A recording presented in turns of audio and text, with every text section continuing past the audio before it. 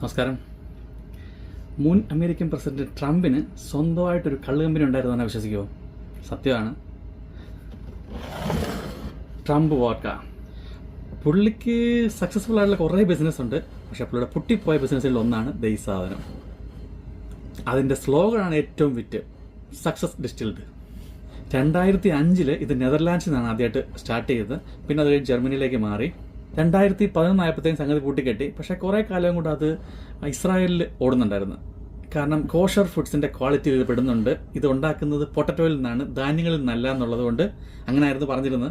അതുകൊണ്ട് കുറച്ച് നാളുകൂടെ അവിടെ സക്സസ്ഫുൾ ആയിട്ട് ഓടുന്നുണ്ടായിരുന്നു. ഇത് പൂട്ടിപ്പോയതിന് കാരണം പലതും പറയുന്നുണ്ട്. ഈ പുള്ളിയുടെ ബ്രദർ മരിച്ചു പോയത് ആൽക്കഹോളിൻ്റെ പ്രോബ്ലം കൊണ്ടാണെന്നും, പിന്നെ ഇതിനകത്ത് ഈ സാധനമൊക്കെ ഉണ്ടാക്കിയിരുന്ന ഗോൾഡ് ലീഫ് വെച്ചിട്ടാണ്, അത് വൻ എക്സ്പെൻസീവ് ആണെന്നും ഒക്കെ പല കാരണമുണ്ട്. പക്ഷേ മെയിൻ കാരണം ഒന്നും തന്നെ കച്ചവടമില്ല. പുള്ളിക്കാരൻ പ്രസിഡന്റ് ആവുന്ന യാതൊരു ഊഹവും ഇല്ലാത്ത കാലത്താണ് നമ്മുടെ ഈ ബോട്ടിൽ വന്ന് പെടുന്നത്. നമ്മളത് പൊട്ടിച്ചു, അടിച്ചു, തീർത്തു. സംഗതി ഈ സാധനം ഇപ്പം പ്രൊഡക്ഷനും ഇല്ല, അവൈലബിളും അല്ലാത്തത് കൊണ്ട് തന്നെ ചോദിക്കുന്നതാണ് വില.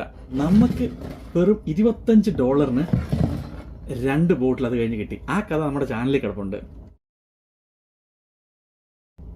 ഞാനിത് പൊട്ടിക്കാൻ ഉദ്ദേശിക്കുന്നില്ല. ഇനി വില കൂടുമോ നോക്കട്ടെ. അപ്പോൾ ഇതുപോലെ പുതിയ വീഡിയോ ആയിട്ട് കാണുന്ന വരെ ചിയേഴ്സ്.